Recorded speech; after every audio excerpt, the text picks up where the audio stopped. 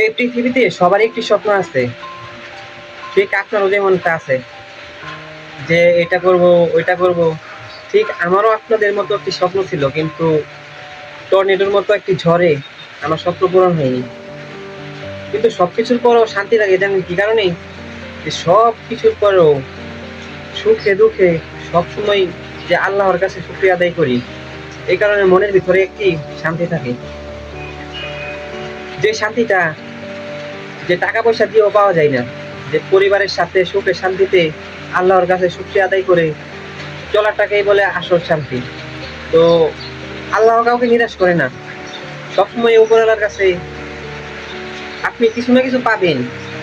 দুঃখের পরেই কিন্তু সুখ আসে। এই যে গরমের পরেই যখন বৃষ্টি আসছে, এই যে দেখুন,